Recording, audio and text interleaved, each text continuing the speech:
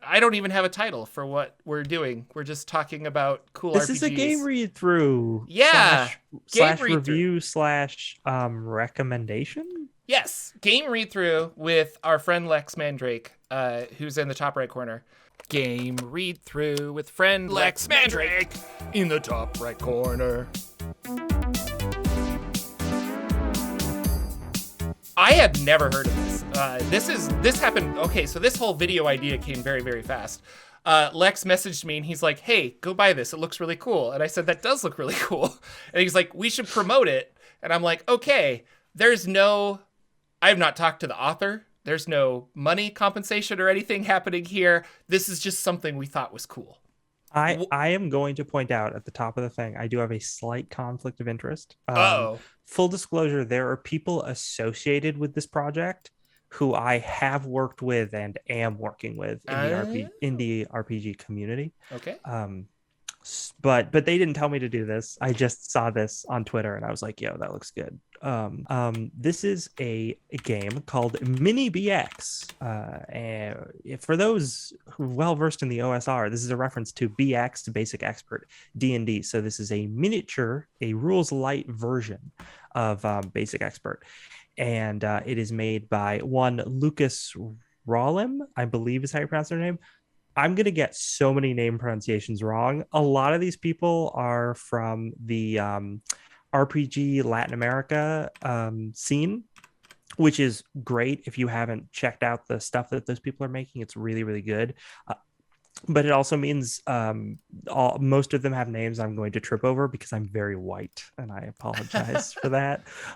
But anyway, so this Mini BX is a game that is on itch.io, and it is itch funding, which is kind of like itch's version of Kickstarter, sort Yeah. of. And it's weird because I never think about going to itch.io, but it's huge when it comes to like indie Oh RPGs. yeah, Like there's yeah, yeah, so yeah. many people doing really interesting stuff on here.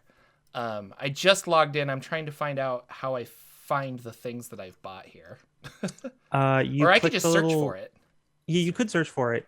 If you go next to your name in the right hand corner, there's a down caret, and if you Yes. click on that, the first option is my Oh, library, there we and that will go. take you to the stuff Okay. you've bought. So this is Mini BX.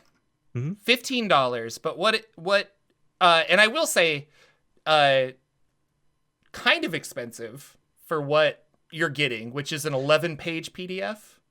Okay, so that's the thing, right? If you so it's normally actually $30 and it's 50% off right Yeah. now because it's like the first day of crowdfunding or whatever. So it's 15, and it is just 11 pages, very minimal layout. There's a little bit of translation issues that are prevalent in there, but the important thing to remember is this is like the alpha version and it's crowdfunding. Yes. So this isn't what the game's going to look like when it's finished. There's going to be probably a lot more to it, even before they hit any of their stretch goals, and we'll go through those later.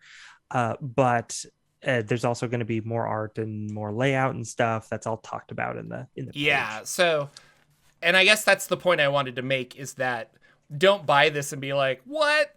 Like, "Oh, I got ripped off or something," because this is kind of like I mean, it's a Kickstarter, you're fundraising in a Mm-hmm. way. But you just get it instantly. Like, Yeah, here's what we've got so far. It will get better. You bought it, kind of a thing. yeah, you're just So, not getting a finished product, but you're getting like the bare bones version of it. yeah. So you can run it if you want to. In that way, it's actually much better than Kickstarter because you're getting something immediately. You're Yes. just not getting the final thing. Yes. This is based on D&D BX, Basic Expert Dungeons and Dragons, Mhm. which is the 19, the yeah, the OG 1980. Yep. D&D. Uh they're already halfway there. They're 43% of their goal. That's really cool. Oh yeah, so I want to talk real quick about their goals and everything and some Let's of their do it. stretch goals maybe. So they're looking for $1,200 for this project, and right now they're at like around 500, or at least the last time I reloaded. 520. That's what. Yeah. Um, and then they have a bunch of stretch goals that range from $1,400 to $3,400, offering a wide variety of things, a lot of like mini settings, a lot of adventures. So things like gameable content that you'll be able to use with the system, which is the base product, right? So Mhm. seems like a good idea. And let's see the people who are working on this. So we have Lucas Rolim. Again, really, here comes a lot of names. I'm going to mispronounce everyone. So buckle up. Um, so Lucas Rolim, the main person working on this. And then there are three other people. So there's Bruno Posico. That's probably not right. Or Persaco. Yeah, maybe that one. Persaco. Who's doing art. Then we have layout by M.A. Gao. I'm pretty sure that's how you pronounce it. And then C.A. Berlitz is working on editing it. And we'll make my poor English easier for you to read. That's good. Let's see. They also mentioned here that the MINIBX already has a hack by Gao, which is called BX Kids, which I have heard of but have not looked at. But I've heard of it in good things, right? From the indie RPG community. People have spoken highly of it. Very cool. I'm curious about this $3,400. They're going to do a Hollow Earth setting. Is that You're familiar with Hollow Earth, right? From TSR? But isn't that Mystara? Isn't that owned by TSR/Wizards? I'm pretty sure. Or are they just doing their own like Hollow Earth, which could be anything. So because of the vagary of that statement, it might be that they're doing their own spin on it and they're not going to actually use any of the things. But I'm also pretty sure, and I could be wrong about this, don't quote me, but I think that Hollow Earth is actually referential to some books, some novels, some Appendix N joints, and that's where TSR got the idea. So it might be that those are in the public domain. I'm not sure, but that might be the way they're going with it. Apparently there's some more information about the Hollow Earth setting on the blog, which I clicked on but didn't really see anything that popped out. But I could take the time to go digging through this, and that would be kind of cool. So no time for that now. No time for that now. We got to focus on MINIBX. But some of the stretch goals, and here's where my disclosure stuff comes in. So let's see, we've got at 1400, we have Bruno doing character sheets, which is fine. That's cool. Then at 1600, we have Gao doing an adventure. And then at 1800, we have a mini setting by Gontijo, who is a writer, but also a layout artist who I'm working with on a project right now. I think it's because he retweeted this, which might have been how I found out about it. Oh, okay. And then at 2000, Alex Damesk. Oh gosh, I can't do it. Damasceno? Yeah, probably that. Is doing a bestiary. It's very cool. And at 2200, we have Victor Amorim. Who's doing an adventure. I'm so sorry, everyone. You're all very talented. You're all very talented. And then 2400, we have another adventure. I'm just gonna stop embarrassing myself. And then with 2600, we have a mini setting. And at 2800, we have a dungeon. Oh, by Diogo Nogueira, who I have worked with in the past. Very, very talented author. Just won an Emmy, actually, for really? Halls of the Blood King. Oh, yeah. For OSE? Yeah. Yeah. I have that. It's really good. I have it too. It's very good. It's very good. Good job. Go you. So yeah, he worked on my game that I published. Yeah. And then at 34 we have the Hollow Earth setting, which I assume is written by the person who's by Lucas, who wrote the main game, because there's no other author listed for that. But yes. Now, the person you worked with before, Gontijo, is Brazilian? Is this Brazil, or? I think I'm pretty sure. So I don't know I'm not familiar with all of these people. Right. But the ones I am familiar with are from Brazil. Yeah. Or at least from Latin America. Okay. No, the RPG scene is really big there from what I've heard. Oh, yeah. So I think that's really cool. I think it's awesome. There's a lot of like A+ work coming out of that whole part of the world. It. So I wish I could share my screen and not mess up all of this so you could see it, but I guess you can just follow along. What is MINIBX? We've got a minimalist hacked. What makes this stand out, I guess? I know that you love the OSR and especially like bare bones basic kind of RPGs. As I have learned to love them a lot actually through you, because you're like, hey, you're gonna play this, and I'm like, oh, okay, hey, you should check out this, and I'm like, wow, this is the coolest thing ever. So That's a nice way of saying that I forced them upon you. Yes. yes. Uh, the yeah, no, the what stands out to me about this is the fact that it is compatible with BX. So if that's something that you play, also the fact that like almost all the OSR games have their roots in BX, which means if Yeah. this is compatible with that, also this has conversion rules, then it's pretty much compatible with any OSR game, Yeah. which is very, very useful.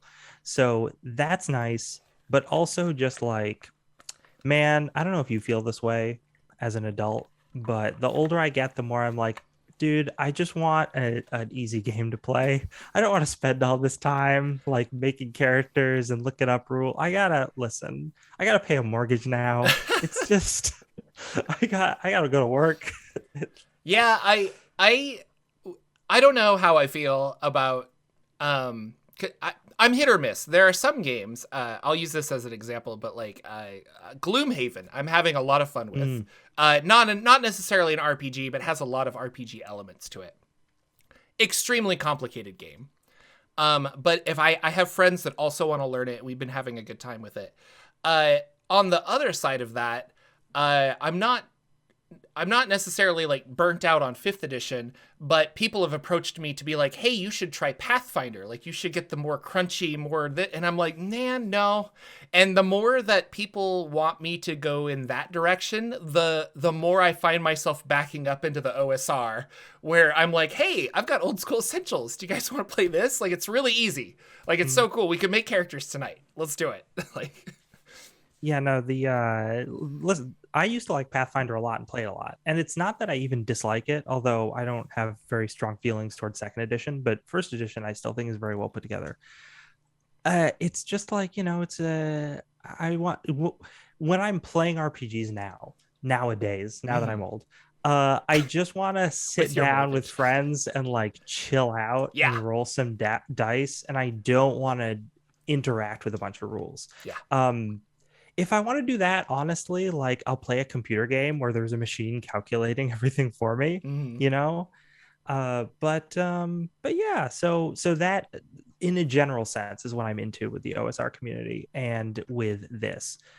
But other things like there's some very interesting mechanics in this, or I guess there's one really interesting mechanic that we're going to get into as we read through it. I'm not even sure if I 100% understand it. Well, but and it's funny. It's the way they do combat is I was very curious interesting. because you were just saying like this is it's a lot easier, and it is. You're right. It's 11 pages. It's not like this is super complex. No. But as I was reading through it before, which I didn't get a chance to fully like eat it all, so I'm assuming I was like, oh, but Lex will walk me through it. I even got a little confused where I'm like, okay, what? And it usually comes down to RPGs. When I have a new RPG, I need to make a character, and then I'll understand how that character works in the game. And this is brand new. I haven't made a character. But right off the get-go, you roll 2d3 minus 3. Oh yeah, okay. So Let's just dive in. well, let's dive in. So what first thing I want to say about page 1, nice little art. Nice little dragon art right there. It's good. Yeah. It's good. But otherwise I love this minimalist or like I don't know, like a stamp or a screen printing kind of art. Like it's really cool. Yeah. I hope that there's more of that throughout, because like that's the part of the design of this document that I like. I don't think I like any of the other design in it, but again, this is like an alpha, and Yeah. I don't think any layout's been applied to it really. So it's basically just text otherwise. Yeah.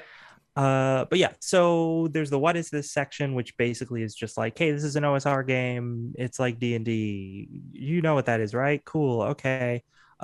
Yeah, I love that he's like, if you don't understand why you're here, please take a tour on Reddit or Twitter and find other people in the community so you know what you're getting into. So it's good. Sure. And yeah, and then we get to the game terms, which is what you're talking about with stats. So this throws out the strength, constitution, dexterity, intelligence, wisdom, charisma, and replaces them with attack, armor, magic, life, and morale, which is more straightforward, really. Makes sense. Yeah. I'm Yeah, fine no, with like it. I don't need to know I don't know, like hit points or I like this, especially for kids or just new players. Like you know what an attack is. You know what a Yeah. magic does, you know. Yeah. And instead of having our values like they are in old D&D where you have or in modern D&D Yeah. where you have like something you have You have a 4d6 14 and drop that the gives you a lowest plus or 2 yeah. and yeah. Yeah. Yeah. They throw out the whole idea of having that base number and instead you roll 2d3 minus 3, which for you math nerds out there is giving you a range of -1 to +3 with the most common roll being +1 at 33%. Oh, okay. So that gives you your bonus arrays for stats. So it's like you're saying, oh, my attack power is +3. So it's as if you rolled a 16 on your strength. Basically, it's boiling that down. Now, actually, if you want to compare this to BX, you'll probably notice that's more forgiving than BX is. Yeah. Because BX is 3d6 and you're not like taking a die and dropping it or anything like that. So having values below -1 is much more common in that. And Mm-hmm. having values of +3 is much more uncommon. So this is a more forgiving system than BX is, which thank you. But you're dealing with uh I guess smaller numbers in a way. And so Yeah. uh I think that as a design choice, I think that's really interesting and good because if you did make the medium curve be -1 or 0, like I think players would be like, what? And so like everything's 0, but I had a max of +3, like that doesn't feel good. And this Mm, way they'll come out with a couple +1s, maybe a +2, and feel good about their character. yeah, So for sure. And it's just smaller numbers is going to be easier to keep track of than the something in the teens. Um, but also that number aside, so the base stat number, like the way we calculate strength or dex or whatever in D&D now, is really only used to get that modifier. In BX and some other hacks of it, there are rules for rolling under that number for like saving throws and stuff. But this system is like, no, we're not going to do that. And I think that Lucas probably realized if you're not going to do that, why have the number that's in the teens at all? Just figure out the modifier, and that's really all you need to pay attention right. to. So yeah, like I said, attack, armor, magic, life, morale, all things you deal with quite a bit in a D&D game. After that, we have class and ancestrality. That's a translation snafu. That's gonna get cleaned up later, I suspect. That's fun. But yeah, so this is, for those who are familiar with BX, that system uses race as class, and this doesn't use the term race, which good on them. It uses what's going to be ancestry is what's going to be Yeah. called. But So you're if you play a dwarf, that's what you level up as, and mhm, if you play a wizard, you level up as a human wizard. So yeah, yeah, yeah. Yeah, so all the classes are considered the human things, and then if like elves are their own thing and halflings are their own thing, dwarves are their own thing. Let's see. After that, we have a choose your alignment colon blah blah blah. We all know what alignment is at this point. yeah, I think the only difference between BX and this system and a more modern D&D system is we don't have the good or evil axis. It's chaotic, neutral, and law are the three alignments. And I don't know if they're going to use alignment language in this, but I hope so because that's a weird rule that I love. Uh, yeah. No, I like it when it's you can't use this magic weapon if you're. Or are you mm, talking about that, or are you talking about like you can't play a paladin unless you're lawful, or both? no, I was talking about alignment language where you can talk to other people who Oh are yeah, yeah, yeah. lawful and speak a special lawful language. It's so silly. And it's something from BX and I just think it's hilarious and I love it. But yeah, so after that we have oh, I love this. Okay. Choose 4 pieces of equipment as desired. They can be, for example, armor, weapon, backpack, and rope. So it's really minimal in terms of the amount of stuff you're going to start with. And you really have to like, you're like, okay, I got 4 things. Am I gonna have like armor and 3 weapons and nothing else. So I think that's sort of a fun thing, because obviously you're going to find stuff as you're adventuring. So it's not going to stay like that. And if you start in a town, you're going to get a chance to buy stuff. But I think that kind of limiting is fun, is interesting, adds a little more tension. Um, and yeah, then you write down your armor with armor bonuses applicable. So your armor stat, I'm assuming this is armor stat, and then when we get to equipment later, you'll see armor give a bonus instead of like a static number. So you add those two together, and I assume that's how you get your armor class in this. Oh yeah, and then the last thing, the most important, give your character a rad name, or don't.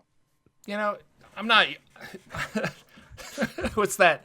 It's like I'm a sign, not a cop. Like, yeah, that's how I feel about this. Where it's like, yeah, I'm an RPG. I'm not like your mom. Like, do what you want.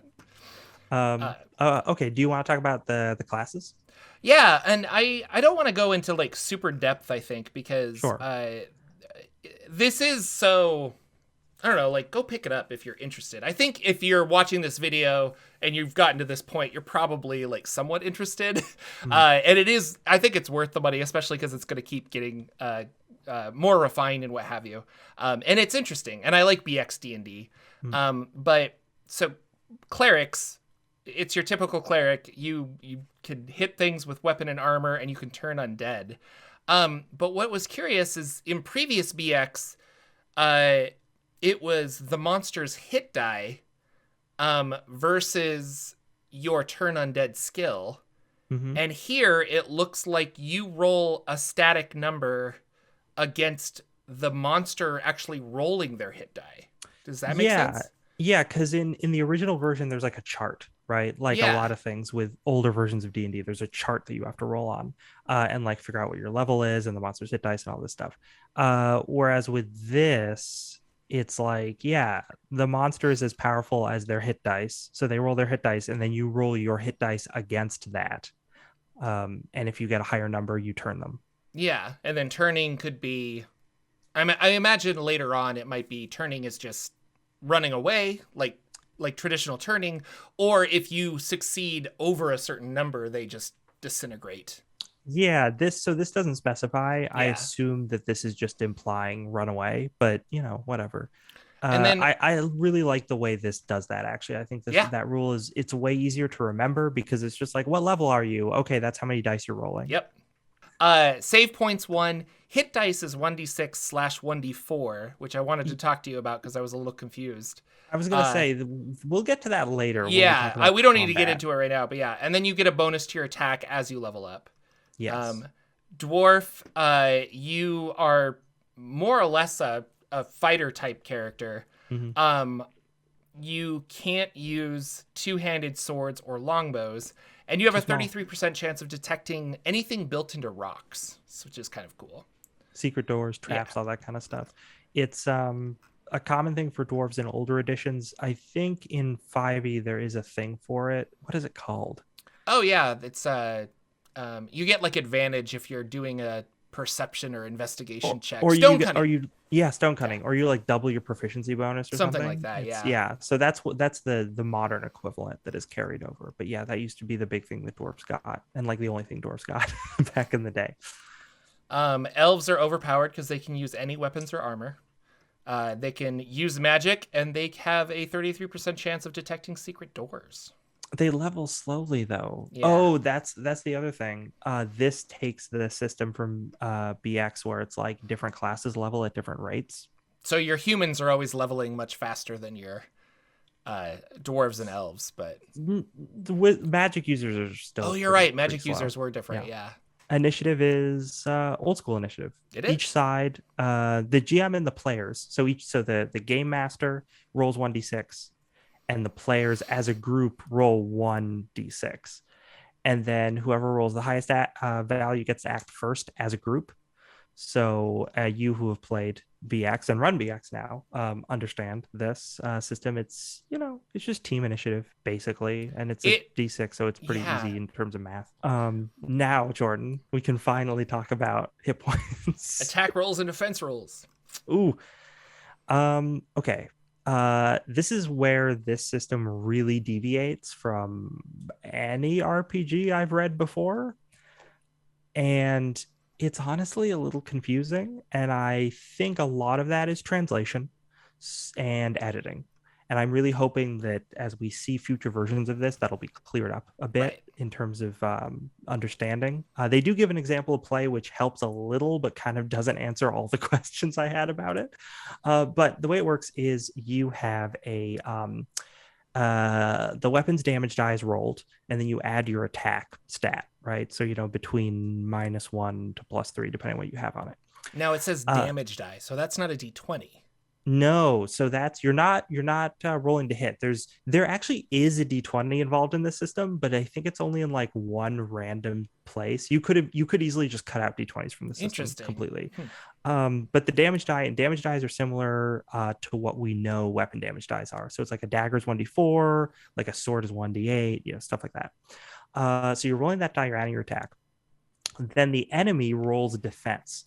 So the person who's defending rolls their health die, and then they add their life and their armor, and then it says the person will explain later. Yeah. um, so to get to later, if the damage roll exceeds or is equal to the defense roll of the defense or of the hit die, it says chain die. They start using this terminology that isn't used earlier in the document. Again, hopefully something they solve in editing. But yeah, the damage roll has to be greater than or equal to the first die the opponent is rolling. If it is not, then that creates spillover damage, right? So it's like I've got my great sword or my regular sword or whatever. I roll 1d8, I add my attack, which is +1. I get 7. And then the opponent has like a d6 as their hit die. They roll that and they got like a 5, which means 2 points of damage have spilled over. And then they roll their next die on the chain to try to absorb that damage. And if they can't, they get hurt.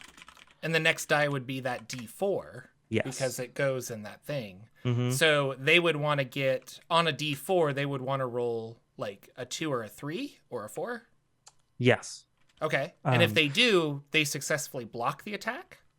Yeah, I think they just live through it. Okay. And if they fail, they just fall unconscious. I mean, in this, it actually says they're dead, which, Yeah. okay. But I think for enemies, that's certainly a good rule of thumb. For players, I don't know if you'd want to be that stringent. Any residual damage must be overcome by the next hit die in the chain together with the plus life. Yep. And if it reaches the d4 without overcoming it, it results in death. This needs some editing. So, but it's interesting. I like this idea. in this hypothetical, the fighter rolls a 6 on their attack roll. The enemy gets a 4 on their defense die, right? So their first die in their chain, which is a d6 in this case, because skeletons are kind of like derp enemies, right? That means there's they got a 4, so there's 2 spillover damage. And then the skeleton's like, oh, I need to use my next die down the chain, which is a d4. I rolled a d4. I rolled a 2. That's equal to the damage, which means I have lost the roll because it needs to be greater than. Okay. And because that is the last die in the skeleton's chain, that means the skeleton is now dead. Okay. Which is why, if we scroll back up, that's why the fighters have 3 dice. Right. Or the warriors rather, because the idea is they have more dice in their chains, so they can take more hits because they have more dice to go down to. So hit die is not hit points. You're using this die with your life skill or like your life stat to overcome the attacks coming at you. I don't think they talk about saving throws, because that's the other thing happening with spells, right? You're like, oh, I want to cast like hold person or something. You need to be able to figure out what the saving throw for the monster is going to be. Oh wait, but saves are easier in this game. That's the next thing. I don't know how they work for monsters, but so you know how everyone has a saving throw point. Saves are like, hey, you have a point, use it, you save. Just that's it. No rolling, no fuss, no muss. Yeah, and I like how simple that is. It's like because as you level, you get more points, and then different classes get different sized pools of points. Like dwarves get more because dwarves are hardy. It's their whole thing.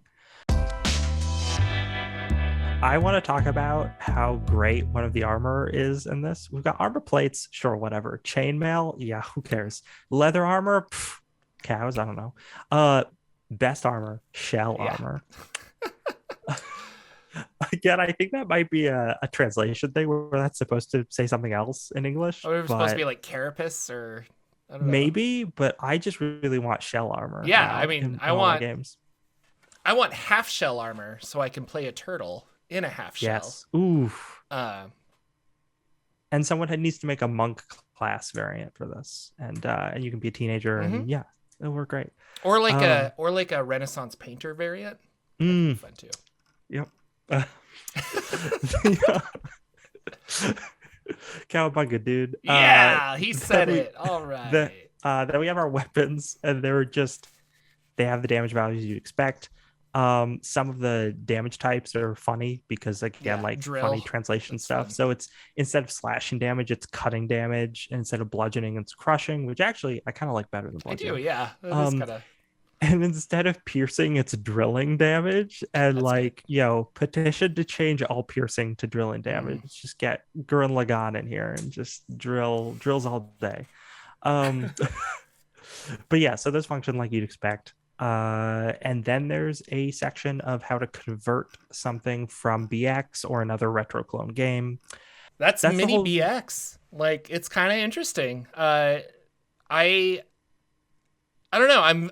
I'm very curious to see the process of this going forward, and I hope that they succeed. I believe they probably will. Even after posting this video, it'll probably get enough traction.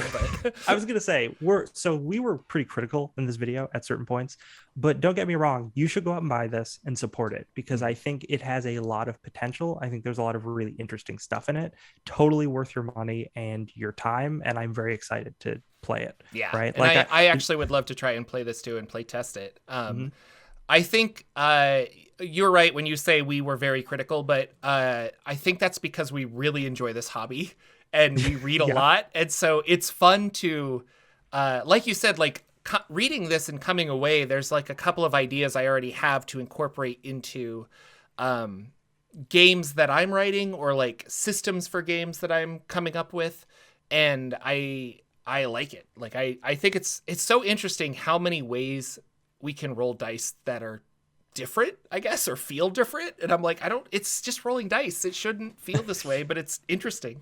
It shouldn't feel this way. I also like that he's got a Creative Commons license associated with this. And it's totally for the love of making this. And so it's really cool. Definitely go check it out. I'll put links down in the description. And let us know if you like this, and I can pester Lex to read, or we can go over more cool things. There are lots of like little minimalist games that have really cool ideas in them that are totally finished, that are more complete works, but also just as short. That I would actually love to talk about. Yeah. So, thank you. Thank you again. Like, share, subscribe, tell your friends, and goodbye.